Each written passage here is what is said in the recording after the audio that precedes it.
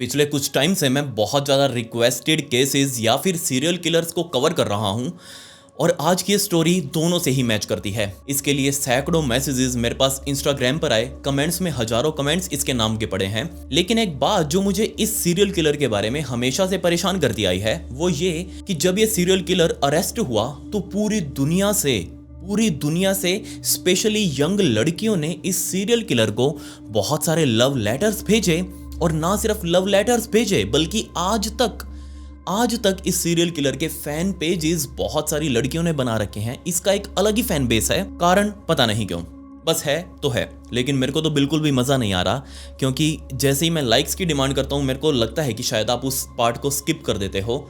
तो ऐसा बिल्कुल भी ना करें, ऐसा कांड ना करें। उस कांड को करने की बजाय आप कर्म करें इस लाइक बटन के साथ, इसको दबाने का, साथ ही सब्सक्राइब बटन के ऊपर भी क्लिक कर दे, कमेंट्स में पिक में लिख दें। Let's dive in.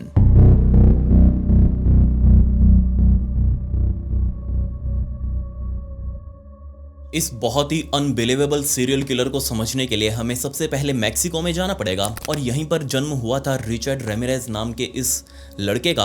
असल में इसके पिता एक पुलिस ऑफिसर खुद, बट धीरे धीरे बड़े होने के साथ रिचर्ड ने सबसे पहले मैक्सिको को छोड़ा। ये सबसे पहले वहां से निकलकर अमेरिका के टेक्सास में आया और इसके बाद उसकी पूरी फैमिली टेक्सास के अंदर आकर रहने लगी। टेक्सास के अंदर आकर रिचर्ड के पिता ने रेल रोड के अंदर काम करना शुरू किया। बहुत अच्छी नौकरी चल रही थी। उसके पिता सच में एक बहुत ही हार्ड वर्किंग पर्सन, बट घर के अंदर रहते हुए रिचर्ड के पिता काफ़ी बार पूरे परिवार के साथ बहुत अब्यूजिव नेचर भी रखते आए थे, किसी के साथ भी मारपीट कर देना। 4 भाई बहनों में तीसरे नंबर पर रिचर्ड का जन्म हुआ था और चारों ही भाई बहन रिचर्ड के पिता से बहुत ज़्यादा डरते। सिर्फ 2 साल की उम्र में रिचर्ड के सिर के ऊपर उसके घर का जो फर्नीचर था वो आकर गिरा था और उसे एक बड़ा सारा जख्म उसके सिर में हो चुका था। और इनफैक्ट 5 साल की उम्र में स्कूल के अंदर खेलते हुए वो जो झूला होता है, स्विंग जो झूलते रहते हैं, वो झूला आकर सीधा उसी जगह पर दोबारा से रिचर्ड को लगा और एक अच्छी खासी चोट रिचर्ड ने बचपन के अंदर ही सिर के अंदर झेल ली थी। बट अगर आपने मेरी पिछली वीडियोस देखी हो, पिछले सीरियल किलर जितने भी मैंने कवर किए वो सारे नोटिस किए हो, तो आपको इनके अंदर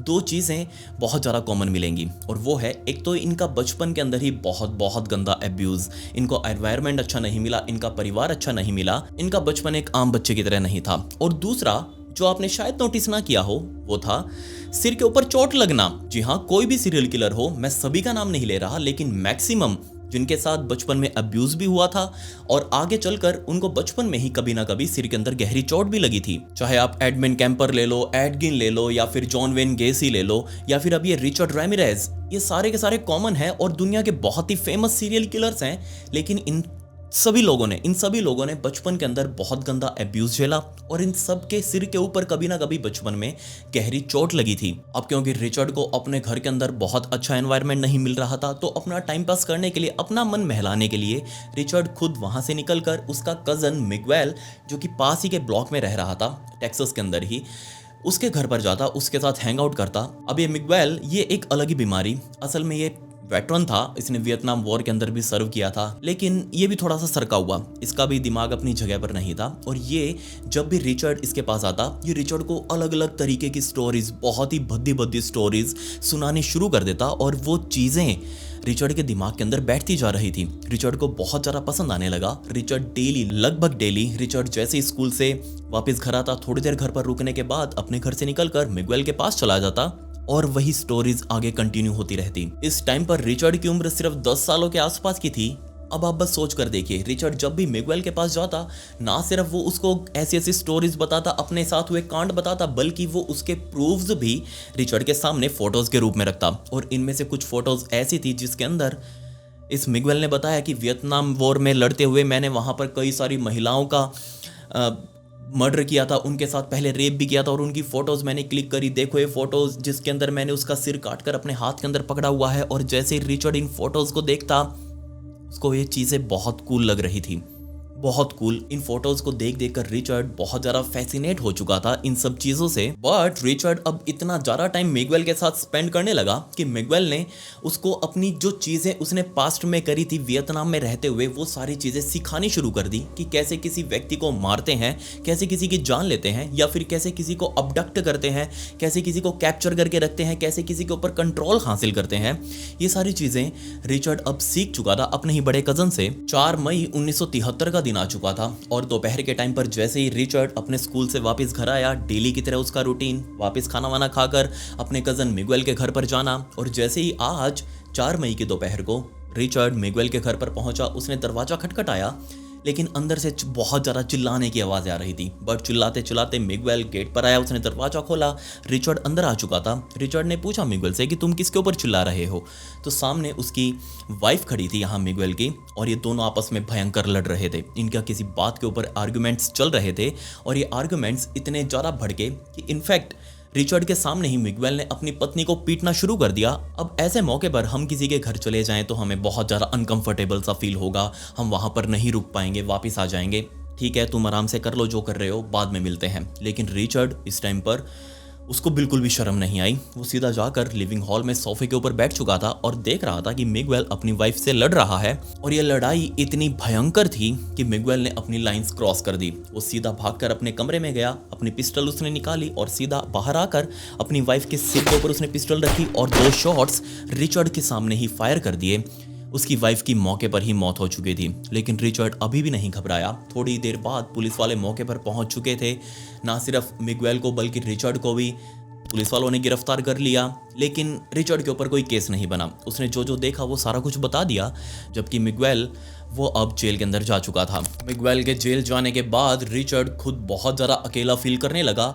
अब उसको ये डर था कि उसको सारा दिन अपने ही घर में रहना पड़ेगा। वही टॉक्सिक एनवायरनमेंट, वही उसके पिता की डांट, उसकी मार।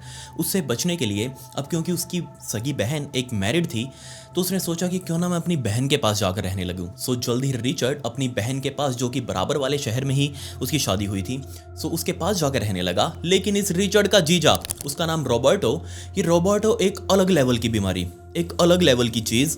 जी हाँ, जैसे ही रात होती रॉबर्टो बजाय अपनी वाइफ उसके साथ टाइम स्पेंड करने की बजाय ये रॉबर्ट रिचर्ड को अपने साथ लेकर मोहल्ले में निकल जाता आधी रात के टाइम, रात को 1 बजे 1:30 बजे के आसपास।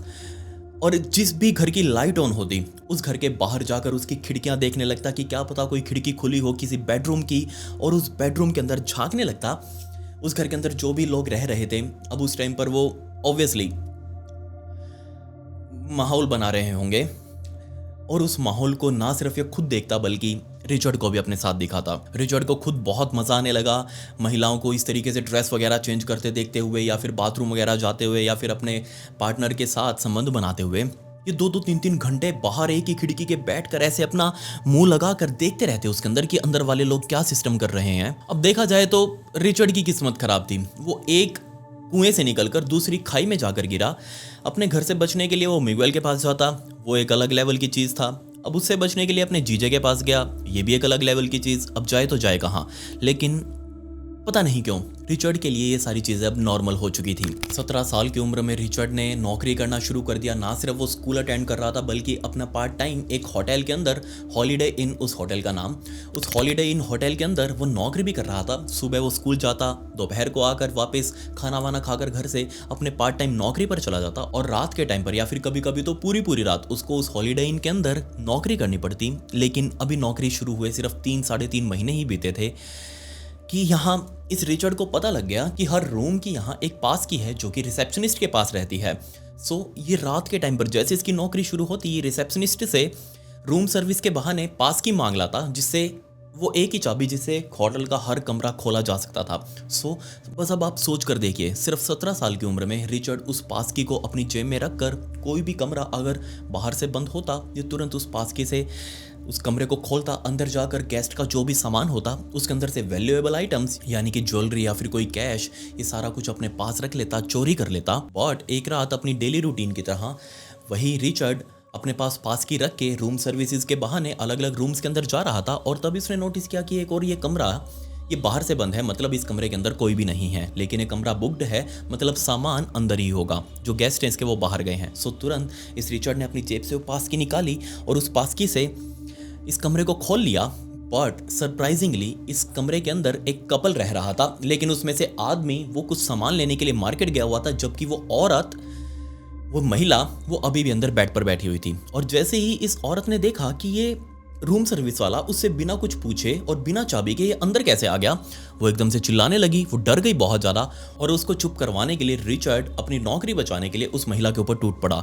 उसको बहुत बेदर्दी से पीटने लगा। इनफैक्ट उसके साथ उसने ज़बरदस्ती करने की भी कोशिश करी, बट इससे पहले कि वो इस महिला के साथ कुछ गलत काम कर पाता, इतने में ही उसका पति वो मौके पर पहुंच चुका था। और जैसे उसने देखा कि एक रूम सर्विस वाला, इस होटल का ही स्टाफ अंदर उसकी पत्नी से लड़ रहा है, उसके ऊपर ओवर पावर हो रहा है, ये तुरंत अपनी वाइफ को बचाने के लिए उसके ऊपर कूदा। रिचर्ड को बहुत गंदी तरह पीटा। होटल के सारे मैनेजर्स वगैरह मौके पर पहुंच चुके थे, पूरे स्टाफ को इकट्ठा कर लिया गया। इनफैक्ट पुलिस भी यहाँ पर पहुंच चुकी थी, केस भी फाइल किया गया। लेकिन एट द एंड अगले दिन इस कपल ने वो केस वापस ले लिया, क्योंकि ये दूसरे स्टेट से यहाँ पर घूमने के लिए आए थे और अगर ये केस यहाँ पर रजिस्टर होता है तो बार बार इनको अपने घर से वापस यहाँ इस केस के लिए आना पड़ेगा।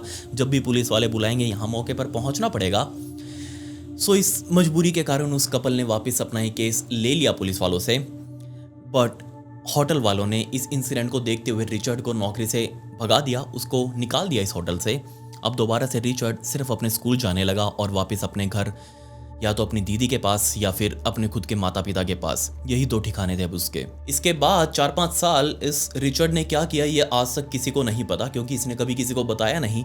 बट 22 साल की उम्र में फाइनली इसने सोच लिया कि वो परमानेंटली कैलिफोर्निया शिफ्ट हो जाएगा और कैलिफोर्निया के स्पेसिफिकली टेंडरलाइन डिस्ट्रिक्ट के अंदर ये वहाँ शिफ्ट भी हो चुका था। दिन आ चुका था 10 अप्रैल 1984 का। असल में अब तक भी रिचर्ड एक होटल के अंदर कमरा लेकर किराए पर उसी में रह रहा था। बट 10 अप्रैल 1984 की रात को यहाँ होटल की बेसमेंट में जो पार्किंग एरिया था, उस पार्किंग एरिया में एक सिर्फ 9 साल की बच्ची की लाश मिली। जब लोगों ने उस लाश को पहली बार देखा तो कोई भी समझ नहीं पा रहा था कि ये किसी जानवर की लाश है या फिर किसी बच्चे की लाश है, क्योंकि ऊपर से लेकर नीचे तक पूरी बॉडी का रोशनदान बना रखा था, खिड़की बना रखी थी, इतने छेद उसकी बॉडी के अंदर थे, चाकू मार मार कर। और बदकिस्मती से उस बच्ची के साथ उसको मारने से पहले रेप तक किया गया था। अब आप बस सोच सकते हैं कि किस लेवल से इसने अटैक करने शुरू किए। अब आप कहेंगे कि इसमें रिचर्ड का क्या लेना देना, क्योंकि जिस टाइम पर ये लाश मिली थी आने वाले कई सालों तक कुछ पता ही नहीं चला था कि उस 9 साल की बच्ची का मर्डर किया किसने है। बट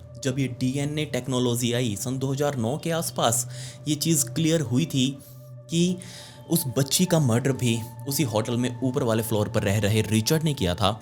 लेकिन यहीं से ये फर्स्ट नॉन मर्डर था रिचर्ड का, और यहीं से अब एक सीरियल किलर की शुरुआत होने वाली थी। जिसके बाद 29 जून 1984 यानी कि 29 जून 1984 के दिन सैन फ्रांसिस्को के ही एक अपार्टमेंट के अंदर एक 79 साल की जेनी नाम की महिला वो डेड मिली। और दिक्कत यहाँ ये थी कि उसको सोते सोते मारा गया था, उसकी जान ली गई थी, उसको तो बचने का कोई मौका भी नहीं मिला, कोई सेल्फ डिफेंस करने का मौका नहीं मिला। और जो भी यहाँ किलर था उसने बेचारी जेनी के गले को सिर्फ 4-5% ही छोड़ा, बाकी ऊपर से लेकर अंदर तक पूरी गहराई तक काट डाला। सिर्फ लास्ट की जो स्किन थी वो चिपकी हुई थी, बाकी पूरा गला कटा हुआ था, पूरा बेड खून से भरा हुआ, और बाकी के भी पूरे शरीर पर चाकुओं के निशान, अंदर तक डीपली चाकू मारे गए थे। जिसने भी ये किया था बहुत परफेक्टली जेनी का मर्डर किया। पुलिस वाले इस मर्डर की तहकीकात में लग गए कि कौन हो सकता है।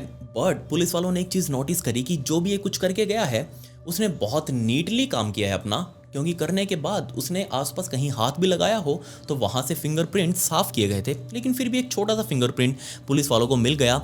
लेकिन अब कोई सस्पेक्ट नहीं पुलिस वालों के पास, तो वो कैसे किसी के ऊपर उंगली कर दें। जिसके बाद 17 मार्च 1985 का दिन आ चुका था, जब 22 साल की मरिया अपनी गाड़ी लेकर अपने घर के ड्राइववे में पहुंची। उसने गाड़ी से बाहर निकलकर गैराज का शटर ऊपर उठाया और वापस गाड़ी में आकर बैठी। बट उसको कोई आइडिया नहीं था कि उसके जस्ट पीछे, रोड क्रॉस करके पीछे वाली साइड में रिचर्ड रेमिरेज उसको छुप कर देख रहा है।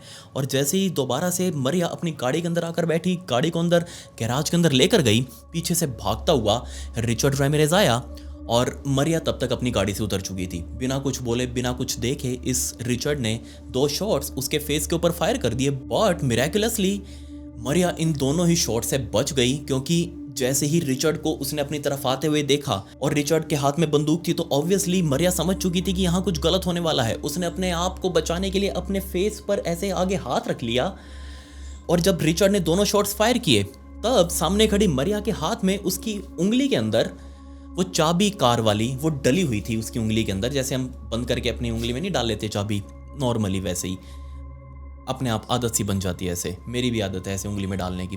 सो जैसे उसने वो उंगली में डाली, वो दोनों गोलियां आकर उस चाबी के ऊपर लगी, लेकिन यहाँ रिचर्ड को लग रहा था कि ये दोनों गोलियां मरिया के फेस के ऊपर जाकर लगी है। मरिया नीचे गिर चुकी थी और ऑब्वियसली सामने खड़े रिचर्ड को लगा कि मरिया की मौत हो चुकी है। जिसके बाद रिचर्ड मरिया को वहीं छोड़कर गैराज से ही अंदर वाला एक डोर था जो घर के अंदर जाता था, उस दरवाजे को खोलकर घर के अंदर घुसा।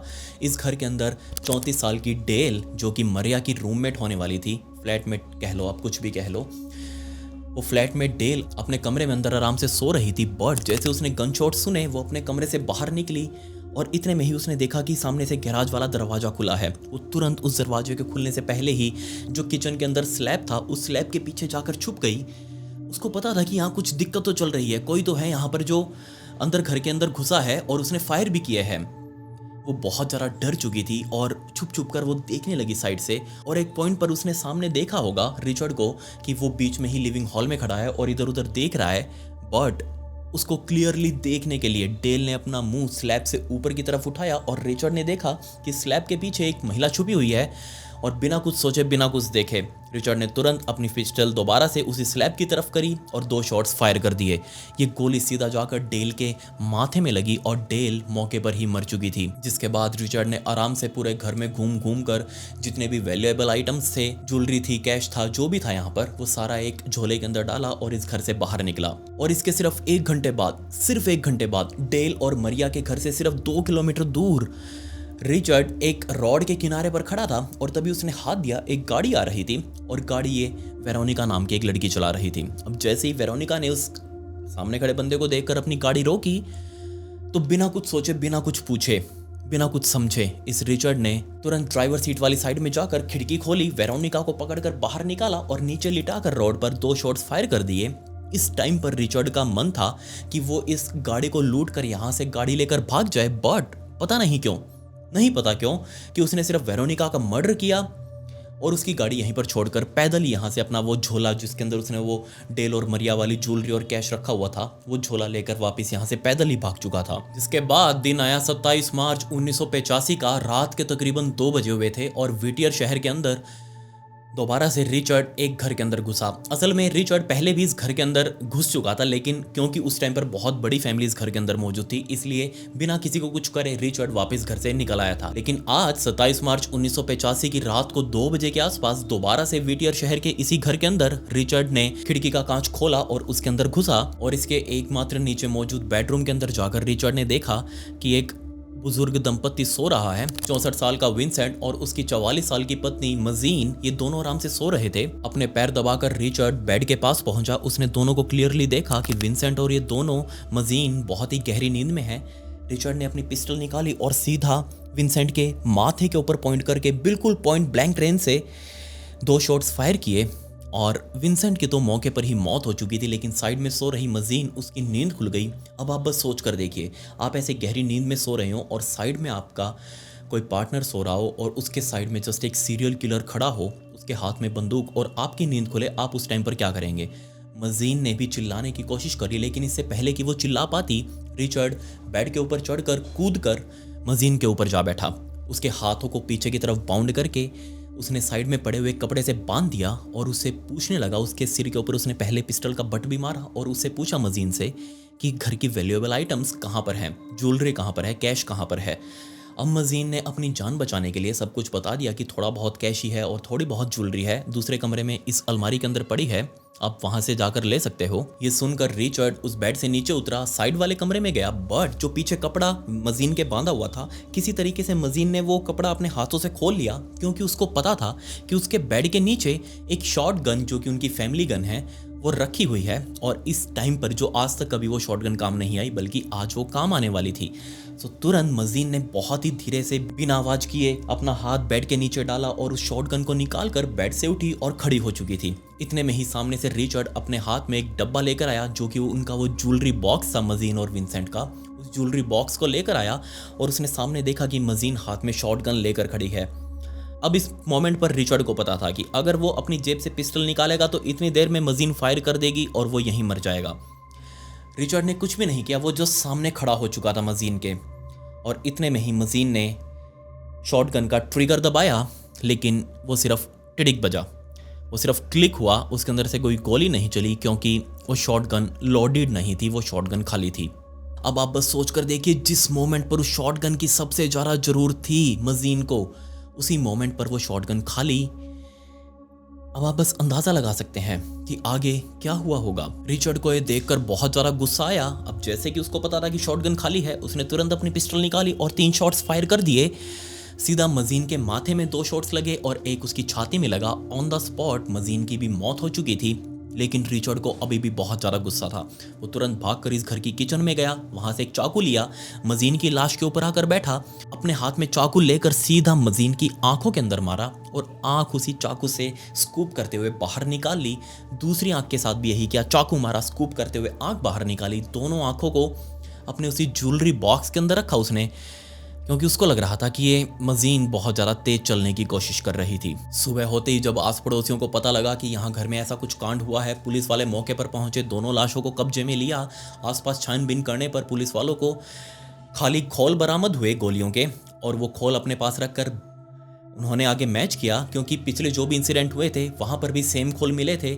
लेकिन यहाँ पुलिस वालों को एक चीज़ एक्स्ट्रा मिली, और वो थी एक फुटप्रिंट। जी हाँ, जिस खिड़की से रिचर्ड इस घर के अंदर घुसा था, उस खिड़की के नीचे की मिट्टी गीली थी और इस बात का पता रिचर्ड को नहीं था। और जैसे ही सुबह पुलिस वालों ने वो फुटप्रिंट देखे, तुरंत पुलिस वालों ने उस फुटप्रिंट को कास्ट किया, उसके प्रिंट निकलवाए। और इस इंसिडेंट के बाद से ही सबसे पहले पुलिस वालों को ये समझ आया कि वो एक सीरियल किलर के साथ डील कर रहे हैं। 14 मई 1985 का दिन आ चुका था। जगह थी मॉनेटरी पार्क, और इसी मॉनेटरी पार्क के बिल्कुल बराबर में घर था 66 साल के बिल और उसकी पत्नी 45 सालों की लिलियन, जो कि डिसेबल्ड थी। ये दोनों बेचारे बुजुर्ग दंपति इसी घर के अंदर रह रहे थे। 14 मई की रात को रिचर्ड इस घर के अंदर घुसा, लेकिन रिचर्ड ने नोटिस किया कि बिल और लिलियन दोनों अलग अलग कमरों में सो रहे हैं। सो सबसे पहले ये रिचर्ड बिल वाले कमरे में गया, और जैसे ही अंदर एंटर हुआ, बिल की तुरंत आंखें खुल गई, क्योंकि उस टाइम पर उसकी गहरी नींद नहीं लगी थी। जैसे उसने रिचर्ड को सामने देखा, वो जोर जोर से चिल्लाने लग गया, दोनों आपस में लड़ने लगे। बिल की हैंडगन बिल्कुल उसके साइड में पड़ी हुई थी और वो उसको उठाने के लिए भाग रहा था, लेकिन रिचर्ड ने उसका हाथ पकड़ लिया। और इस बात से गुस्सा होकर रिचर्ड ने खुद अपनी पिस्टल निकाली और तुरंत 2 शॉट्स फायर कर दिए। ऑन द स्पॉट बिल की मौत हो चुकी थी। जिसके बाद रिचर्ड ने पूरे घर के अंदर घूम घूम कर जो भी वैल्यूएबल आइटम्स उसको लगे, उसने अपने एक झोले के अंदर डाला, और घूमते घूमते वो लिलियन के कमरे में पहुंचा। बेचारी डिसेबल्ड दिव्यांग पर्सन, वो अपने बेड के ऊपर सो रही थी आराम से, लेकिन रिचर्ड के कमरे के अंदर घुसते ही लिलियन की आंखें खुल गई, और आंख खुलते ही अब रिचर्ड का मूड बन चुका था, और वो सीधा जाकर लिलियन के साथ उसने रेप किया, और बिना लिलियन को मारे वो यहाँ से निकल चुका था। दिन आ चुका था 29 मई 1985 का। अब आप बस ये देखिए, इंसिडेंट कितनी जल्दी जल्दी हो रहे हैं। पिछला इंसिडेंट 14 मई का, अब आ चुका था 29 मई। 15 दिन का ही गैप था सिर्फ।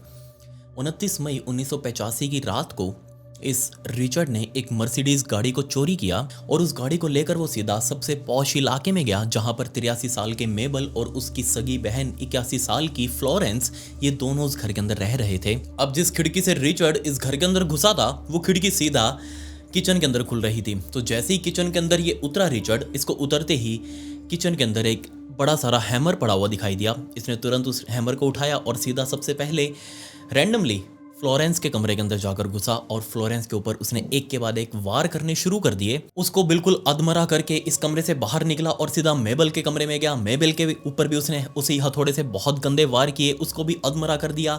दोनों को खींच कर ये बाहर लिविंग हॉल में लेकर आया, क्योंकि उस बेड के साइड में, मेबल वाले बेड के साइड में इलेक्ट्रिक तार पड़े हुए थे, काफी सारे बंडल पड़े हुए थे तारों के। उन तारों को उठाया, मेबल और फ्लोरेंस को बांधा उन्हीं तारों से, और 2 तार इसने प्लग के अंदर लगा दिए इलेक्ट्रिक वाले, और दोनों को, मेबल और फ्लोरेंस दोनों को उसने इलेक्ट्रिक शॉक दिए। जिसके बाद उसने फ्लोरेंस के साथ तो रेप तक किया। सोच कर देखिए आप, 81 साल की बेचारी फ्लोरेंस, उसके साथ रेप किया। और वो यही नहीं रुका, उसने एक लिपस्टिक मेबल से मांगी। मेबल ने बताया कि लिपस्टिक वहाँ रखी हुई है। उस लिपस्टिक को उठाकर लाया, और ना सिर्फ मेबल और फ्लोरेंस के, बल्कि उसने दीवार के ऊपर भी, सबसे पहले तो उसने मेबल और फ्लोरेंस की थाइस के ऊपर, उनकी जांघों के ऊपर एक पेंटोग्राम सा बनाया, एक स्टार और उसके बाहर सर्कल, और बिल्कुल यही साइन उसने एक दीवार के ऊपर भी बनाया, और वहां से जा चुका था। ये झटका मेबल और फ्लोरेंस के लिए इतना ज़्यादा था कि 2 दिनों तक ये दोनों उसी हालत में बैठे रहे, ना चिल्लाने के लायक, ना बाहर जाने के लायक। इनको शौक इतना बड़ा लगा था, सदमे में थे ये। और 2 दिनों बाद जब ये दोनों मिले, तो इन दोनों को हॉस्पिटल पहुंचाया गया, लेकिन ये अभी तक जिंदा थे। 2 जुलाई 1985 के दिन इस रिचर्ड ने एक टोयोटा की गाड़ी चुराई और सीधा ये गाड़ी ले जाकर रैंडमली बिल्कुल 75 साल की मैरी के घर के आगे जाकर रोकी। उसके घर के अंदर घुसकर रिचर्ड ने नोटिस किया कि मैरी के अलावा इस घर में और कोई भी नहीं है। सो कोई बड़ी बात नहीं है, बिल्कुल इजी टारगेट, 75 साल की है, बुढ़ापे में आ चुकी है। तुरंत इसने लिविंग हॉल में रखा हुआ एक नाइट लैंप उठाया और सीधा मैरी के कमरे में गया। सो रही थी मैरी, उसके सिर के ऊपर वार किए, अधमरा करके पूरे घर के अंदर आराम से घूमा। बहुत सारे वैल्यूएबल आइटम्स उसने अपने झोले के अंदर डाले और वही अपनी टोयोटा लेकर फरार हो चुका था।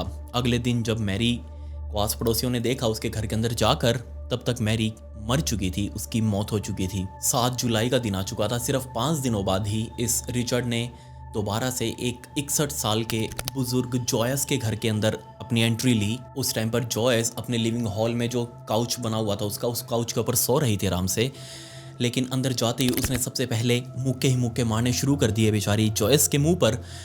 और ना सिर्फ मुक्के मारे, जब नीचे गिर चुकी थी तो उसने कई लातें बेचारी जॉयस के सिर के ऊपर मारी और इस लातों की लगने की वजह से एक क्लियर फुटप्रिंट रिचर्ड का उसके मुंह के ऊपर छप चुका था। जिसके बाद उसने जॉयस के घर में भी अच्छी खासी लूटमारी करी और बाद में बेचारी जॉयस भी मर चुकी थी, वो भी मरी अवस्था में ही मिली थी सभी को।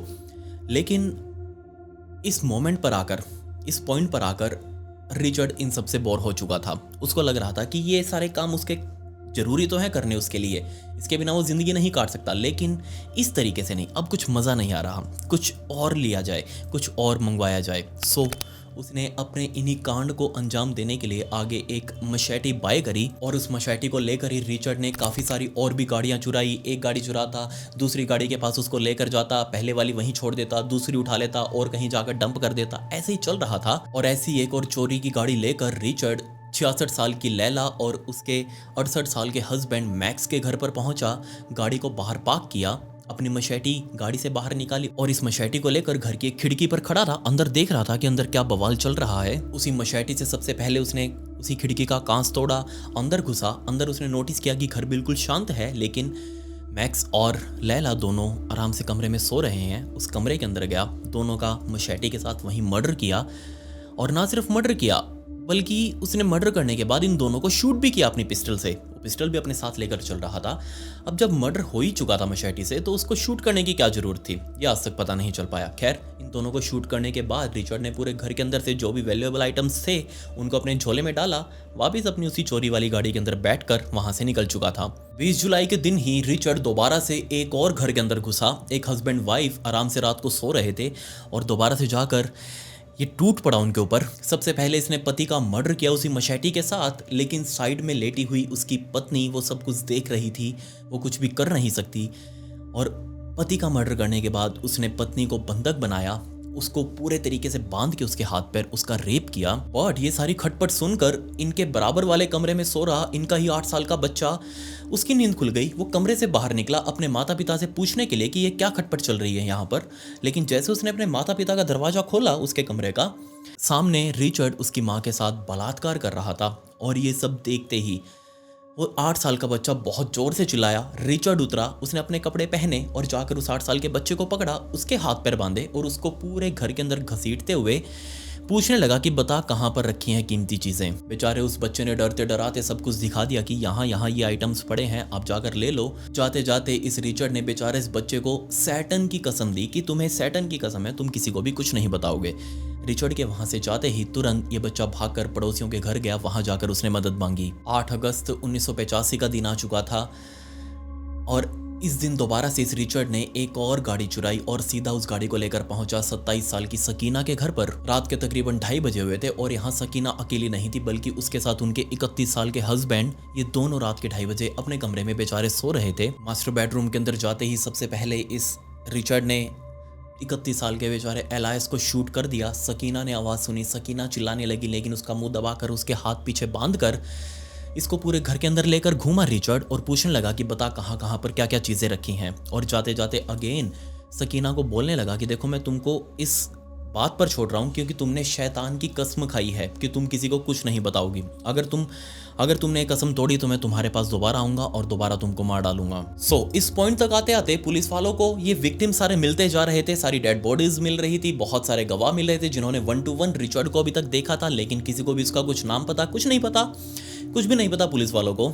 लेकिन पुलिस वाले अपनी छानबीन में लगे हुए थे, एक के बाद एक हो रहे इन सीरियल मर्डर्स को एक दूसरे के साथ जोड़कर देख रहे थे। और अभी तक पुलिस वालों ने कोई भी पब्लिक अनाउंसमेंट नहीं करी थी कि ऐसे ऐसे वो एक सीरियल किलर की तलाश में है। और सडनली इस 8 अगस्त वाले मर्डर के बाद पुलिस वालों ने एक बहुत बड़ी प्रेस कॉन्फ्रेंस करी, जिसके अंदर उन्होंने इस सीरियल किलर का, क्योंकि उसका कुछ नाम तो पता नहीं रिचर्ड का पुलिस वालों को कि क्या है कौन है, इसलिए उन्होंने इसको द नाइट स्टॉकर नाम दिया। और पूरे एरिया की पब्लिक से, आसपास के शहरों में भी जो रह रहे थे लोग, उन सबसे अपील करी कि रात को सोने से पहले अपने घरों के दरवाजे खिड़कियां अच्छे से बंद कर लें, उनको और अच्छे तरीके से सिक्योर्ड करवा लें। अगर किसी के घर का लॉक खराब है तो उसको प्लीज़ रिपेयर करवा लें, क्योंकि इस तरीके का एक सीरियल किलर इलाके में घूम रहा है। अब आप बस सोच कर देखिए वहाँ की पब्लिक के ऊपर क्या बीत रही होगी। बजाय इस सीरियल किलर को पकड़ने के, ये आम लोगों की नज़रों में ही उनके मन में डर बैठा रहे हैं। बट इस प्रेस कॉन्फ्रेंस के बाद से बहुत सारे लोग जिनको इस केस के बारे में पता था, वो अपना माथा पकड़कर बैठ गए कि ये क्या बवासीर फैला दी पुलिस वालों ने।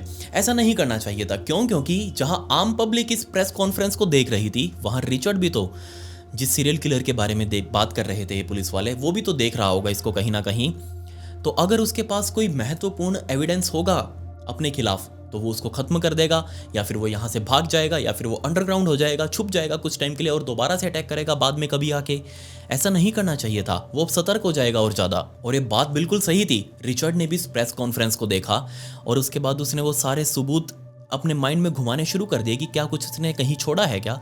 और सबसे पहले उसका ध्यान आया वही जूते उसके, जो वो हर जगह पहनकर जाता था, लेकिन उसको अभी तक ये नहीं पता था कि उसके फुटप्रिंट्स पुलिस वालों के पास हैं। उसको लगा कि हो सकता है कहीं ना कहीं उसे रह गए हों, तो क्यों ना इन जूतों को ही खत्म कर दे। उसने तुरंत अपने जूते एक थैली के अंदर रैप किए और उनको सीधा पास ही से बह रही एक पानी की कनाल के अंदर जाकर डंप कर दिया, ताकि ना रहेंगे जूते, ना रहेंगे सबूत। इसके कुछ दिनों बाद तक भी रिचर्ड सैन फ्रांसिस्को के इलाके में रहा, लेकिन बाद में वो लॉस एंजलिस चला गया। क्यों गया ये नहीं पता, उसके मन में क्या आई ये भी नहीं पता। शायद हो सकता है वो डर गया हो, या फिर उसके माइंड में कुछ और प्लान चेंज हो गया हो, कुछ नहीं पता। वो बस लॉस एंजलिस वापस जा चुका था। और 24 अगस्त 1985 के दिन दोबारा से इस रिचर्ड को वो अंदर आग लगी कि नहीं, उसको किसी घर के अंदर घुसना है। बजाय लॉस एंजलिस के शहर वाले अंदर वाले घरों के अंदर घुसने के, उसने आउटर इलाके को चूज किया, जो कि अलग थलग से घर थे, अकेले से थे, ताकि अगर कोई चिल्लाए भी तो किसी को इसकी आवाज़ ना सुनाई दे। उसने पर्टिकुलरली लॉस एंजलिस के आउटर इलाके में एक घर को नोटिस कर लिया और उसके ऊपर दूर से नजर रखना शुरू कर दिया उसने। रिचर्ड को पता चला कि इस घर के अंदर एक 13 साल का बच्चा रह रहा है। बट अब बच्चा है तो ऑब्वियसली उसके माँ बाप भी अंदर ही होंगे, लेकिन ये बच्चा सोने का नाम नहीं ले रहा, बल्कि वो ऊपर वाले फ्लोर में जगा हुआ है। उसके कमरे की लाइट्स अभी तक जगी हुई हैं और वो बार बार बालकनी के अंदर आ रहा है ताजी हवा खाने के लिए। बिना कुछ देरी के जो होगा देखा जाएगा। रिचर्ड ने अपनी वही चोरी की हुई एक और गाड़ी उठाई और सीधा उस घर के पास लेकर गया। उसके ड्राइववे में गाड़ी रोकी, साइलेंटली उस गाड़ी से बाहर निकला। अब इस मोमेंट पर आसपास के सभी इलाके वालों ने वो प्रेस कॉन्फ्रेंस सुनी थी पुलिस वालों की कि अगर आपको अपने घर के बाहर कोई आदमी चलता हुआ दिखाई दे तो सतर्क हो जाएं, बिल्कुल सुरक्षित कर ले अपने आप को। और ये बात उस 13 साल के बच्चे ने भी सुनी थी, जेम्स नाम था उसका, जेम्स ने भी सुनी थी।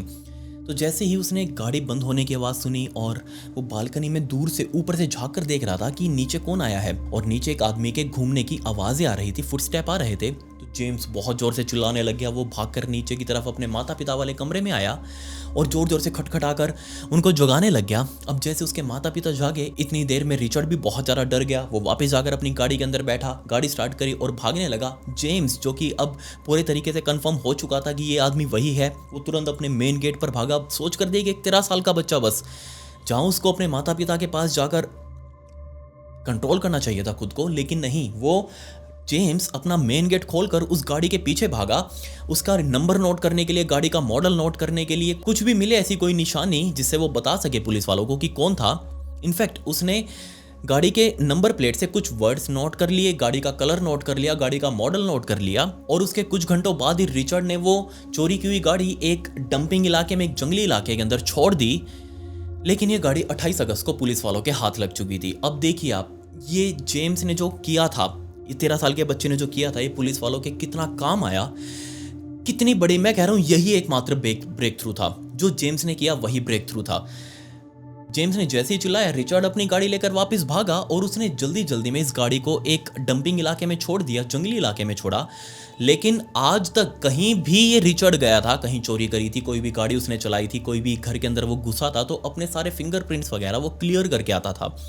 और इस गाड़ी के भी उसने फिंगरप्रिंट्स क्लियर किए, लेकिन सिर्फ एक उंगली का फिंगरप्रिंट उसका रह गया, उसने मिस कर दिया या फिर ध्यान नहीं दिया कि उसका यहाँ फिंगरप्रिंट है। और 28 अगस्त को जब पुलिस वालों को एक गाड़ी मिली तो पुलिस वालों को वो फिंगरप्रिंट भी मिल चुका था। पुलिस वालों ने जैसे उस फिंगरप्रिंट को अपने डाटाबेस के अंदर डाला तो एक नाम उनके सामने आया, क्योंकि एक परफेक्ट मैच था। उनके सामने नाम था रिचर्ड रेमिरेज का। जी हाँ, रिचर्ड पहले भी कई बार इसके चालान वगैरह कटे थे, गाड़ी को हाई स्पीड में भगाने के, बहुत बार रफ गाड़ी चलाने के, एक्सीडेंट्स वगैरह के, इसके कई सारे ऐसे पुलिस के साथ मुकदमे हुए थे और उस टाइम पर इसका नाम डाटाबेस के अंदर शामिल किया गया था। और इस फिंगरप्रिंट के मिलने के साथ ही पुलिस वाले बहुत ज़्यादा एक्साइटेड, इनके तो जैसे मन में लड्डू फूट रहे थे। सभी को बहुत ज़्यादा एक्साइटमेंट थी दोबारा से प्रेस कॉन्फ्रेंस करने की, और अब की बार दोबारा से ये कैमरे के आगे बैठे और सीधा एड्रेस करने लगे सीरियल किलर को, क्योंकि इनको पता था कि रिचर्ड उन्हें देख रहा होगा। और साफ तौर पर उन्होंने बहुत छोटी सी प्रेस कॉन्फ्रेंस करी, उसके अंदर कह दिया कि हे रिचर्ड, हम जानते हैं कि जितने भी कांड आज तक किए हैं ये तुमने किए हैं, वो सीरियल किलर तुम ही हो, रिचर्ड रेमिरेज, और तुम्हारे पास अब भागने के लिए कोई जगह नहीं है। आज नहीं तो कल हम तुमको पकड़ लेंगे। 30 अगस्त 1985 का दिन आ चुका था और ये प्रेस कॉन्फ्रेंस रिचर्ड ने भी देखी और उसको ऑब्वियसली अंदर बहुत एंजाइटी सी फील हुई। उसने वहीं लॉस एंजलिस के एक छोटे से बस स्टॉप से टुसॉन एरिजोना के लिए बस पकड़ी। असल में टुसॉन के अंदर इस रिचर्ड का सगा बड़ा भाई रहा करता था, लेकिन ये सगा बड़ा भाई इसको कोई लेना देना नहीं कि पूरे अमेरिका के अंदर क्या खबर चल रही है। इसने ना कोई न्यूज़पेपर पढ़ा, ना कोई एफएम रेडियो सुना, ना ही कोई टीवी चैनल देखा, क्योंकि हर जगह इस रिचर्ड रेमिरेज का नाम था। उस टाइम पर बहुत पॉपुलैरिटी गेन की थी इसने, लेकिन इसके भाई को कुछ नहीं पता। और रिचर्ड ये तुरंत बस पकड़कर टुसॉन एरिजोना पहुंचा। और जैसे ये टुसॉन एरिजोना पहुंचा, अपने भाई से मिला। अपने भाई से मिलकर सिर्फ 1 घंटे के अंदर रिचर्ड वापस बस पकड़कर दोबारा से लॉस एंजलिस आ चुका था। शायद इस मोमेंट पर रिचर्ड को यह एहसास हो चुका था कि देखो, आज नहीं तो कल वो पकड़ा जाएगा, और अगर उसको भाई के साथ पकड़ा गया तो उसका भाई भी फंसेगा धक्के ही, जबकि उसका कोई लेना देना नहीं है इन चीज़ों से। इसलिए वो वापस अपने भाई को छोड़कर आ गया। लेकिन आज तक ये क्लियर नहीं हुआ कि वो वहाँ से वापस क्यों आया था। बट 31 तारीख को जब ये वापस आया था इस लॉस एंजलिस के बस स्टैंड के ऊपर, और इसने उतरते ही जो सामने बड़ा सारा रैक लगा हुआ था, बहुत सारे न्यूज़पेपर्स उस रैक के अंदर लगे हुए थे, और जाकर जब उसने एक न्यूज़पेपर उठाया तो हर न्यूज़पेपर के ऊपर फ्रंट पेज पे उसकी एक बड़ी सारी फोटो लगी हुई थी। और ये चीज़ देखते ही रिचर्ड रेमिरेज अंदर से ऑब्वियसली बहुत ज़्यादा पैनिक कर गया होगा। उसको उस टाइम पर बहुत ज़्यादा डर लग रहा होगा, और यहाँ से बचकर भागने के लिए वो मेन रोड की तरफ गया। मेन रोड पर जो ट्रैफिक जा रहा था, उसने एक गाड़ी को हाथ दिया, और ये गाड़ी एक महिला चला रही थी। यहाँ उसका इस महिला को मारने का कोई प्लान नहीं था, उसका सिर्फ प्लान था इस गाड़ी को कारजैक करने का, हाईजैक करने का, कुछ भी कह लो आप। लेकिन दिक्कत यहाँ ये थी कि जैसे उस महिला ने गाड़ी रोकी, इसके सामने, रिचर्ड के सामने, पीछे वाला जो ट्रैफिक था वो भी रुक चुका था। अपनी तरह नहीं है कि साइड से निकल जाए, वो भी रुक चुके थे। और ये सारे देखने लगे कि रिचर्ड एक महिला के साथ जबरदस्ती कर रहा है उसकी गाड़ी में बैठने के लिए। अब क्योंकि पीछे काफी भीड़ लग चुकी थी, रिचर्ड दोबारा से डर गया। वो वहां से भागा, अंदर थोड़ा जंगली इलाके से होते हुए एक दूसरे रोड पर निकला। वहां उसने 2 और कार को हाईजैक करने के लिए कोशिश करी, लेकिन जब वो दूसरी कार को रोकने की कोशिश कर रहा था, तब साइड में एक और लड़कों का ग्रुप खड़ा था, और उसने नोटिस किया, उन सभी लड़कों ने नोटिस किया कि ये आदमी काफ़ी देर से कार रुकवा रहा है, और एक जो रुकी थी उसमें भी धक्के से घुस रहा था। अब ये जो दूसरी रुकी है उसके अंदर भी धक्के से घुसने की कोशिश करी थी इसने, तो क्यों ना जाकर एक बार इससे पूछें। तो वो लड़कों का ग्रुप इस रिचर्ड के पास गया और इसे बस कार में बैठने का रीजन जानने लगा। लेकिन रिचर्ड ने उन सबको दूर हट हट हुर हुर करने की कोशिश करी, लेकिन वो जाने का नाम ही नहीं ले रहे थे लड़के। उन सभी ने रिचर्ड को घेर लिया और उसके साथ मार पिटाई करनी शुरू करी। इनफैक्ट इनमें से एक लड़के ने तो रिचर्ड के सिर के ऊपर एक रॉड भी देकर मारी, और रिचर्ड लगभग थोड़ा बहुत अनकॉन्शियस होकर नीचे जमीन पर गिर चुका था।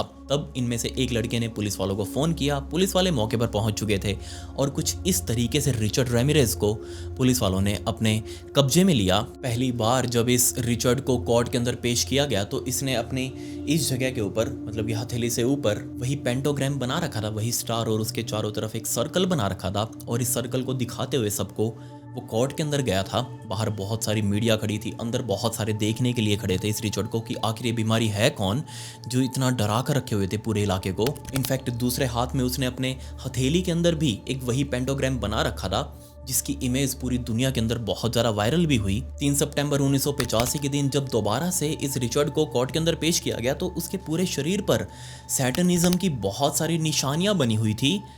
और जैसे ये कोर्ट के अंदर गया, जो सामने प्रोसिक्यूटर खड़ा था जज के सामने, इस प्रोसिक्यूटर के सामने इस रिचर्ड ने कुछ ऐसे बंदूक का इशारा किया और 2 बार ऐसे अपनी उंगली को ऊपर किया जैसे कि 2 शॉट्स फायर कर रहा हो इसके ऊपर। प्रोसिक्यूटर ने जब ये देखा उसकी तरफ तो उसको समझ नहीं आया कि ये क्या बीमारी है, ये क्या बोल रहा है। बट अगली डेट से पहले ये प्रोसिक्यूटर अपने ही घर के अंदर शॉट डेड मिला, इसके सिर के अंदर 2 गोलियां मारी गई थी। पुलिस वालों को लगा कि इस रिचर्ड ने हो सकता है अपना कोई गैंग वैंग चला रखा हो और इसके गैंग ने ही इसके इशारे पर इस प्रोसिक्यूटर की हत्या करी हो, लेकिन आज तक वो हत्या रिचर्ड के साथ जोड़ी नहीं गई। बट अब इस पॉइंट से ही, जहां ये स्टोरी सिर्फ अमेरिका तक सीमित थी, बल्कि इस पॉइंट के बाद से पूरी दुनिया के अंदर कवर की जाने वाली थी, क्योंकि जैसे ही अमेरिकन मीडिया ने इस स्टोरी को कवर करना शुरू किया, बाहर के देशों के अंदर भी ये न्यूज़ चलने लगी और इसके बाद से तो इस रिचर्ड का एक अलग ही फैन बेस बन गया। बहुत सारी लड़कियां, छोटी छोटी बड़ी बड़ी लड़कियां इसके पीछे पड़ चुकी थी। इसकी फोटोज के साथ अपनी फोटोज लगाकर अपना नाम जोड़ती, इसको अपना सब कुछ मानती, इसके लिए जान देने के लिए तैयार बैठी रहती। इसका फैन बेस किस हद तक था इसका अंदाजा आप यहीं से लगा लीजिए कि बजाय रिचर्ड की फैमिली जो कि उससे जेल के अंदर जाकर मिलती, बल्कि ओवर बुक्ड रहता ये रिचर्ड जेल के अंदर भी, क्योंकि उसकी फैमिली को तो मिलने का मौका ही नहीं लगता। और बहुत सारी लड़कियां थी, बहुत सारे ऐसे लोग थे जो प्रिजन के अंदर, जेल के अंदर पहले ही बुकिंग करवा चुके थे, अपनी मीटिंग फिक्स करवा चुके थे इस रिचर्ड के साथ कि जब भी इसको टाइम लगेगा हमसे मिलवाइए, हमको मिलना है रिचर्ड से जाके, हमको इससे बात करनी है क्योंकि हम इसके फैन हैं। डोरिन नाम की एक लड़की इतनी कट्टर फैन कि उसने घर बैठे बैठे 75 से भी ज्यादा लव लेटर्स इस रिचर्ड के पास भेजे, क्योंकि वो इसके काम की बहुत ज्यादा फैन थी। उसको बहुत पसंद आया था जो इस रिचर्ड रेमिरेज ने किया था। इनफैक्ट जब भी इस रिचर्ड रेमिरेज को कोर्ट के अंदर पेश किया जाता तो बाहर बजाय मीडिया के बल्कि इतनी सारी बड़ी भीड़ लगती, बहुत सारी लड़कियां हाथों में रिचर्ड रेमिरेज के नाम का एक बोर्ड लेकर खड़ी रहती कि एक झलक उसकी मिल जाए, एक झलक वो हमको देख ले, हमसे बात कर ले। अब आप बस सोच कर देखिए ये क्या भसड़ती है। जब उन लड़कियों से पूछा गया कि आप सब ये क्यों कर रहे हो क्योंकि वो एक सीरियल किलर है, बट उन लड़कियों का जवाब था कि नो वो ऐसा कर ही नहीं सकता, वो बहुत क्यूट है, उसके अंदर इतनी हिम्मत ही नहीं होगी कि वो ऐसे किसी की जान ले सके, हम तो उसको बहुत पसंद करते हैं और अगर उसने किया भी है तो भी हम उसके बहुत बड़े फैन हैं। 13 सितंबर 1989 यानी कि 13 सितंबर 1989 के दिन फाइनली सारे आरोप इस रिचर्ड के ऊपर साबित हुए। 13 murders, 5 attempt to murders, 14 sexual assaults और 11 घर में डकैती के। 7 नवंबर 1989 के दिन फाइनली फैसला आया कि हाँ, इन सब के आरोप में इसकी सजा के लिए इसकी जान ली जाएगी। गैस चैम्बर के अंदर, जहरीली गैस के जो चैम्बर होता है उसके अंदर बैठाया जाएगा इसको, रिचर्ड को, और उसे उसकी जान ली जाएगी। बट क्या मतलब था कि ये कानून ही उस टाइम पर पूरे अमेरिका के अंदर बंद किया जा चुका था कि किसी को भी अब गैस चैम्बर के अंदर बैठाकर उसकी जान नहीं ले सकते। एंड रिमेंबर डोरिन, उसने जो 75 लेटर्स भेजे थे इसको, इस 75 लेटर के बदले रिचर्ड को भी डोरिन से प्यार हो गया और इन दोनों ने आपस में शादी भी कर ली जेल के अंदर रहते हुए ही। बट जब इस डोरिन को पता चला कि रिचर्ड ने एक 9 साल के बच्ची का भी मर्डर किया था, सबसे पहला उसका नॉन मर्डर वही था, और जब उसको पता लगा कि इसने इस बच्ची का मर्डर किया है तो बाद में उसने रिचर्ड को तलाक भी दे दिया। जेल के अंदर रहते हुए पूरे 23 सालों तक इस रिचर्ड ने अपनी मौत का इंतजार किया, क्योंकि गैस चैम्बर से मौत का फैसला इसको दिया गया था, लेकिन गैस चैम्बर से मौत बंद कर दी थी। अब उसके बाद कैसे इसको मौत की सज़ा दी जाएगी वो उसको बताया नहीं गया। 23 सालों तक इसने मौत का वेट किया, लेकिन 53 साल की उम्र में इसकी मौत हो चुकी थी, क्योंकि इन 23 सालों तक मौत का वेट करते करते इसकी हालत इतनी ज़्यादा बिगड़ी कि इसके शरीर ने साथ छोड़ दिया। ये सीरियल किलर रिचर्ड रेमिरेज पूरी दुनिया के अंदर कितना पॉपुलर था इसका अंदाजा आप यहीं से लगा लीजिए कि इसका एक म्यूजियम तक बनाया गया जिसका नाम रखा गया म्यूजियम ऑफ डेथ। एक तो मेरे ख्याल से कैलिफोर्निया के अंदर है और दूसरा न्यू ऑरलिन्स के अंदर है। हाँ, न्यू ऑरलिन्स के अंदर ही है। उसके अंदर जाकर लोग इस रिचर्ड रेमिरेज से जुड़ी हुई चीज़ों को देखते हैं, जो चीज़ें इसने यूज़ करी थी, जो भी कपड़े इसने पहने थे, जहाँ जहाँ इसने अटैक किया था, वो फोटोज़ वगैरह, वो सारी चीज़ें देखते हैं, फील करते हैं रिचर्ड ने क्या कुछ किया होगा। लेकिन उस म्यूज़ियम के अंदर फ़ोटोज़ क्लिक करना मना है, उसकी सिर्फ बाहर से ही फ़ोटोज़ दिखाई जा सकती हैं। अंदर क्या क्या सामान पड़ा है वो सिर्फ अंदर जाकर ही देख सकते हैं, उसकी फ़ोटोज़ नहीं क्लिक की जा सकती। आप मुझे बताइए कि आपको इस स्टोरी के बारे में एक्स्ट्रा कुछ पता हो तो उसके बारे में नीचे कमेंट्स में ज़रूर लिखिएगा। और इससे जुड़ी कुछ फ़ोटोज़ जो कि लेटर्स वगैरह थे जो भेजे गए थे रिचर्ड रेमिरेज को, या फिर जो इसकी फ़ैन गर्ल्स वगैरह थी, उनकी कुछ फ़ोटोज़ अगर आपको देखनी हो तो आप मुझसे आके पर्सनली ले सकते हैं इंस्टाग्राम के ऊपर। ये मेरी इंस्टाग्राम आईडी, इसका लिंक आपको डिस्क्रिप्शन में भी मिल जाएगा। उन चीज़ों को मैं पब्लिकली नहीं डाल सकता, सॉरी, मेरे ब्रॉडकास्ट चैनल के अंदर वहाँ नहीं डाल सकता, आप मुझसे आके पर्सनली ले सकते हैं। ये मेरी इंस्टाग्राम आईडी, इसका लिंक आपको डिस्क्रिप्शन में भी मिल जाएगा। आप मुझे वहाँ फॉलो जरूर कर लें, आपके हाथ से फॉलो बटन जरूर क्लिक हो जाना चाहिए। खैर, पिछली वीडियो का शाउट आउट अमून मोहम्मद को and comment pick me to get a shout out in next video. मिलते हैं अगली वीडियो में। ये वीडियो देखने के लिए धन्यवाद।